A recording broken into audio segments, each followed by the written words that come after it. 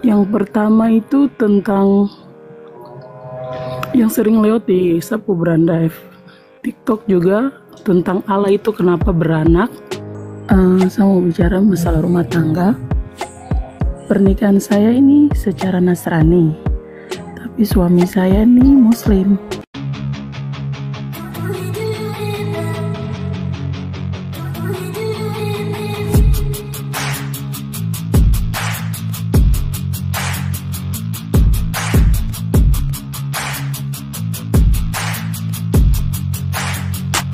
Selamat datang di channel Bela Kebenaran.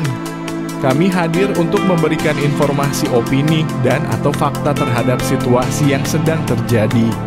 Mari dukung channel ini dengan cara menekan tombol subscribe dan bunyikan loncengnya. Terima kasih.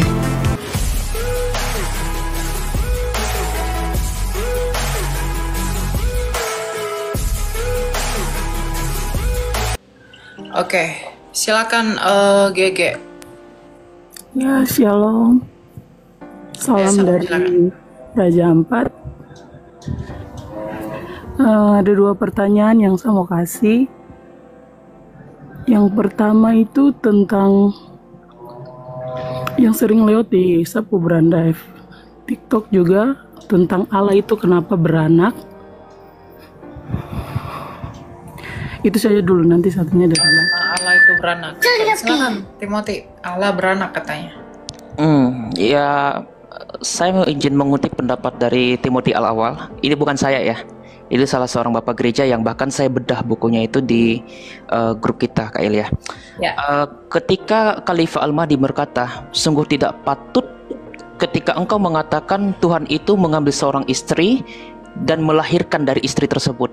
Siapakah yang mengajarkan seperti itu ya Tuanku? Dan dia menjawab, engkau sendiri yang meyakini Allah Tritunggal. Dan dia menjawab bahwa sungguh telah kafirlah orang yang berpikir seperti itu. Yesus yang kami imani dikatakan sebagai anak tunggal Allah, itu tidak dimaknai secara harafiah. Sama seperti ketika kita menyebut Allah memiliki tangan, Allah memiliki mata, Allah memiliki betis, itu tidak bisa diartikan secara harafiah. Lalu apa makna ketika Yesus disebut sebagai anak tunggal Allah? Dalam Yohanes 1:18, tak seorang pun yang pernah melihat Allah, tapi anak tunggal Allah di pangkuan Bapa, dialah yang menyatakannya. Anak ini apa posisinya? Yohanes 1:1 ayat 3 juga dikatakan, pada mulanya adalah firman, firman itu bersama-sama dan Allah, dan firman itu adalah Allah. Ayat 2, ia pada mulanya bersama-sama dan Allah. Ayat 3, segala sesuatu dijadikan oleh dia. Siapa dia ini? Ya, firman yang dikutip dalam Yohanes 1:1. Rasul Paulus mengatakan yang menciptakan alam semesta adalah anak tunggal Allah. Ibrani 1:2. Berarti kata Rasul Paulus, Allah menciptakan melalui sang anak. Menurut Rasul Yohanes, Allah menciptakan menurut sang firman. Jadi apa firman ini posisinya? Anak tunggal Allah. Pertanyaannya, kenapa Yesus disebut anak tunggal Allah sebagai firman itu? Karena ini adalah simbol atau pengertiannya apa ya? Bahasa teologisnya itu dapat diumpamakan ketika dia di dalam diri seseorang itu keluar dari diri seseorang. Makanya disebut sebagai anak. Apa yang keluar dari seseorang itu dikatakan diperanakan. Ya, kita menggunakan bahasa idiom kata yang pernah kita dengar ya. Timothy melahirkan gagasan, atau Kak Elia lagi melahirkan suatu gagasan yang baru. Nggak perlu bidan toh untuk mengatakan bahwa Kak Elia itu melahirkan gagasannya. Itu kan bahasa idiom. Ya, Yohanes 1:18 dan juga yang kita imani anak tunggal Allah atau anak Allah bagi Yesus Kristus, itu adalah makna teologis sang firman yang bersama dengan Bapa itu. Begitu ya, Bu? Iya, karena sering lewat terus mereka bicara, maksudnya berkomentar tentang agama kita. Terus mereka bilang, kalau memang betul kenapa Allah beranak, selalu menjelaskan. Kami yang melihat VT itu, kami jadi rasa mau menjelaskan juga jadi serba salah begitu. Ya, sebenarnya kita nggak salah kalau kita mempelajari apa yang pernah digunakan oleh para apologet terdahulu. Terlepas dari denominasi apapun, bahkan Timothy Al-Awwal sendiri itu bukan gereja yang saya imani, karena beliau dari Assyrian. Dia hidup pada abad kedua Hijriah, berarti abad 8 Masehi. Sekitar 100 tahun ketika Nabi Muhammad sudah tiada. dan diteruskan oleh khalifah-khalifahnya. Dan dia menggunakan perumpamaan dan perumpamaan. Nah, jadi kalau kita, ya saya rasa sih Ibu nggak perlu ya menjawab ini secara ofensif atau memberikan benturan. Tapi ini juga memberikan edukasi untuk kawan-kawan kita, baik itu kalangan apologet. Kalau mereka ada menanyakan kenapa Allah itu harus memiliki anak, ya katakan juga kepada mereka, apakah kamu memahami ketika Allah memiliki tangan, Allah memiliki wajah, Allah memiliki mata, Allah memiliki betis menurut Al-Quranmu, itu diharafiahkan secara pemikiran seseorang gitu? Apakah Allah seperti kita gitu? Kan enggak kan? Itu ada pentakwilannya atau ada yang namanya sistem pentafsirannya.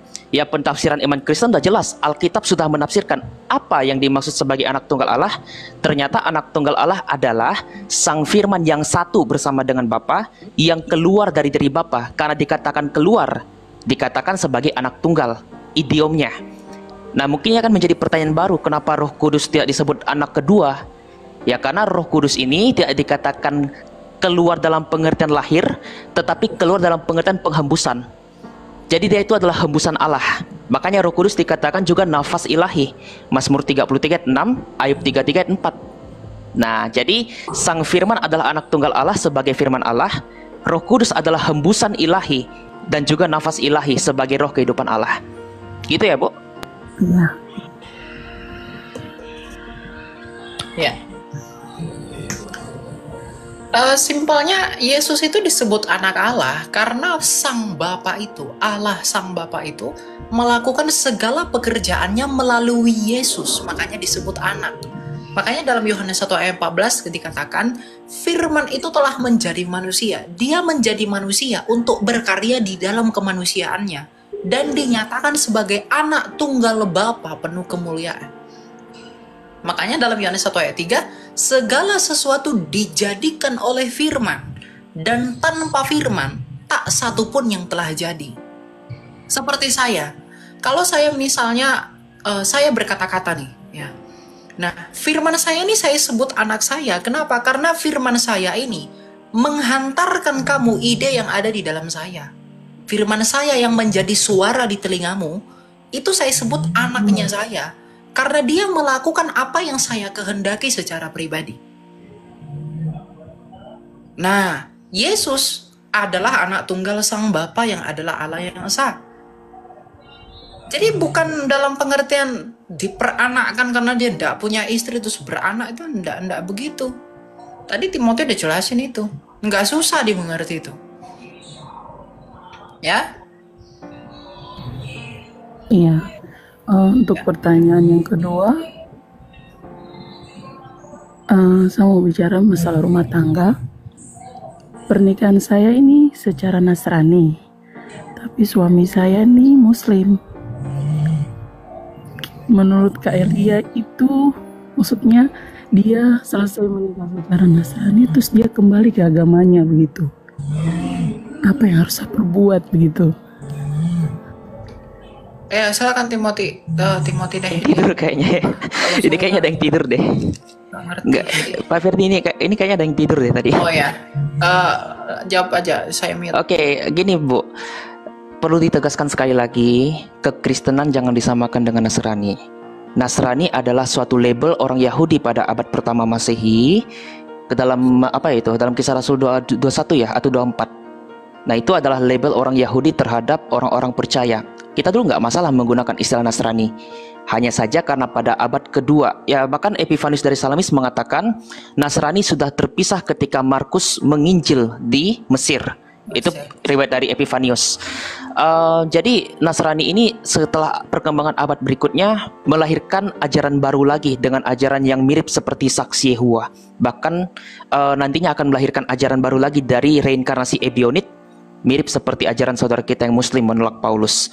Tapi nggak semua Nasrani ya, karena ada juga Nasrani yang masih sejadul dengan ajaran apostolik. Cuma kita lebih baik menggunakan istilah Kristen aja. Baik, lanjut kepada pertanyaan Ibu terkait terhadap pernikahan ya. Sebenarnya kalau memang Anda sudah diberkati dalam iman kekristenan dan beliau masuk Islam, ada baiknya Ibu memberikan suatu penginjilan kepada beliau, untuk memberikan suatu edukasi atau santapan rohani kepada beliau. Apa sih yang kita imani? Apa sih tujuan akhir hidup kita? Dan apa yang akan terjadi kalau seandainya kita menolak Kristus? Ya, selagi dia masih hidup, pada dasarnya kita diberi kesempatan untuk menginjil. Tapi kalau seandainya dia udah sampai akhir hidupnya dia tetap menolak, ya kita nggak bisa memaksakan apa-apa lagi. Bahkan Tuhan Yesus pernah mengatakan, jika orang berdosa itu kamu tegur, bawa 2-3 orang lagi. Kalau enggak, bawa di gereja. Kalau dia nggak mau mendengar kata gereja sekalipun dalam Matius 18, anggaplah dia sebagai pemungut cukai. Apa itu pemungut cukai? Orang-orang yang waktu itu mengambil riba dari bangsanya sendiri, mengambil berkat hanya untuknya sendiri, tetapi tidak beriman tidak menjalankan suatu ketentuan yang ada pada tempatnya sendiri. Nah, jadi anggaplah seperti itu, Bu. Dan gini ya, pada dasarnya dalam Alkitab ada kisah di mana seseorang istri itu, kalau seandainya suaminya itu tidak beriman, sang istri ini dianggap tetap menguduskan dalam pernikahannya. Hanya saja pada dasarnya sang suami harus tetap akan menerima Kristus baru bisa selamat. Kalau saya nggak salah dalam 1 Korintus 7:14 ya. Kawan-kawan lain nanti bisa kritisi kalau apa yang saya sampaikan ini salah. Karena suami yang tidak beriman itu dikuduskan oleh istrinya, dan istri yang tidak beriman itu tidak dikuduskan oleh suaminya, dan istri yang tidak beriman itu dikuduskan oleh suaminya. Andai kata tidak demikian, niscaya anak-anakmu adalah anak cemar, tetapi sekarang mereka adalah anak-anak yang kudus. Jadi pernikahan maupun juga anak yang ibu punya bersama sang suami yang mungkin tidak lagi beriman kepada Kristus tetap dikatakan kudus. Tapi pada dasarnya ketika dia tetap menolak Kristus sampai akhir hidupnya, ia akan menolak apa yang diberikan rahmat Tuhan dalam Ibrani 6 ayat 4 sampai dan 6. Itu sih yang bisa saya komentari ya. Iya. Ya, baik, terima kasih untuk kesempatan yang diberikan. Ada lagi, Bu, yang mau dipertanyakan? Masalah yang pernikahan, dia tuh begini, lebih percaya doa kita orang Kristen ketimbang mereka begitu. Jadi apapun yang terjadi dalam kehidupan rumah tangga selalu dia bilang gini, kok yang berdoa, maksudnya kamu yang berdoa. Itu menurut Kak Elia bagaimana? Gini, tadi yang dibacakan Timothy dalam 1 Korintus 7 ayat 14 itu tidak melegitimasi kepada keselamatan yang akan dia peroleh. No, itu tentang hubungan itu. Jadi kalau ada suami atau istri yang salah satunya percaya Yesus menikah dengan yang tidak percaya Yesus, itu sebenarnya dianggap zina, itu berdosa. Ya, karena gini, kita itu sejak semula diciptakan itu untuk bersatu. Laki-laki perempuan itu bersatu. Dan bersatunya itu tunduk kepada otoritas Allah yang benar. Itu tujuan kita diciptakan, beranak cucu, Kejadian 1 ayat 28. Nah, kalau kita menikah dengan yang tidak beriman, tidak percaya kepada Allah yang benar, hubunganmu ini diperhamba kepada siapa? Dipersembahkan mungkinkah kamu menghamba pada dua Tuhan? Gitu loh. Ya, tapi kalau itu sudah terjadi, tadi Timothy mengatakan itu tentang status kepada keturunannya, dikuduskan. Ya. Tadi yang dikatakan Timothy tetap diinjili. Oke, nggak apa-apa diinjili. Tapi itu kalau selama dia menolak penginjilan, dia tidak akan menerima rahmat Tuhan, yaitu keselamatan itu. Nah, kalau dia mengatakan dia lebih percaya kepada doa orang Kristen, biar kamu saja yang berdoa begitu, ya kita nggak tahu intensinya apa. Beliau mengatakan begitu. Kalau dia tetap nggak mau percaya, itu tidak diperhitungkan sebagai apapun oleh Allah. Karena dia nggak punya relasi dengan Tuhan. Jadi, jangan berharap saya mengatakan bahwa dia akan diselamatkan dengan menyuruh Anda untuk berdoa karena dia percaya bahwa doa Anda yang terkabul. Selama dia tidak masuk secara utuh kepada Kristus melalui baptisan dan sah mengakui, itu tidak akan berbuah apapun. Karena kita sebaik apapun, tahu apapun, tapi kalau kita nggak punya relasi di dalamnya, itu nggak akan berdampak apapun. Itu loh maksud saya. Makanya ya saran kita, kalau bisa diinjili, diinjili sampai dia sendiri yang sadar, mengakui bahwa I need to submit secara penuh, dia memberi dirinya dibaptiskan. Dan gini, bukan sekedar percaya, bukan sekedar oke begitu, bukan. Percaya itu artinya taat, setia dan melakukan. Kalau kamu percaya, berarti kamu memberi dan mempercayakan atas apa yang diperintahkan. Matius 28 ayat 20. Gitu. Jadi saya akan mengatakan hal itu tidak akan berdampak apapun. Tapi kalau boleh, sekiranya mungkin Anda menginjili pasangan Anda agar dia dengan sadar, dan nggak boleh dipaksa, tetapi diinjili dengan baik agar dia datang dengan kerendahan hatinya, dengan sadar dan penuh mau masuk kepada Kristus. Nah, dengan demikian sekian, selamat gitu loh ya. Oke. Ya. Oke, terima kasih.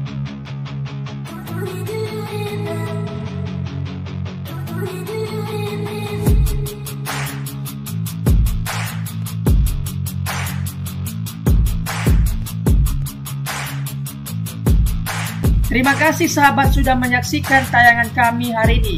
Tuhanlah yang membalas dan memberkati kita semua. Apabila sahabat diberkati, marilah kita dengan murah hati untuk share video ini kepada teman-teman kita yang lain, kepada grup-grup keluarga dan sebagainya. Dan jangan lupa meninggalkan komentar di bawah video ini, serta menekan tombol subscribe video kami, sehingga sahabat tidak ketinggalan video-video terbaru dari kami. Terima kasih. Tuhan Yesus memberkati kita semua. Dan dengarkanlah firman Tuhan singkat ini. Mintalah maka akan diberikan kepadamu. Carilah maka kamu akan mendapat.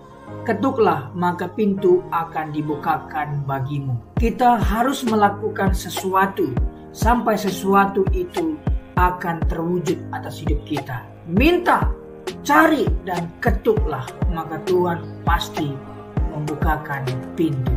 Lukas 18 ayat 1. Yesus mengatakan suatu perumpamaan kepada mereka untuk menegaskan bahwa mereka harus selalu berdoa dengan tidak jemu-jemu. Kita berdoa dengan tidak jemu-jemu. Terus minta maka pasti akan diberikan.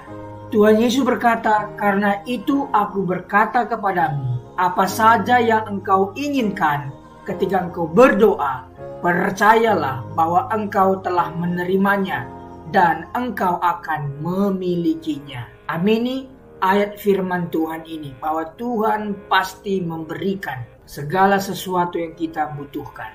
Semoga Allah, sumber pengharapan, memenuhi kamu dengan segala sukacita dan damai sejahtera dalam iman kamu, supaya oleh kekuatan Roh Kudus kamu berlimpah-limpah dalam pengharapan.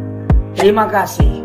Apabila sahabat ada komentar dan pendapat yang lain terhadap video hari ini, boleh tuliskan komentarnya, pendapatnya di kolom komentar di bawah video ini, sehingga kita boleh diskusi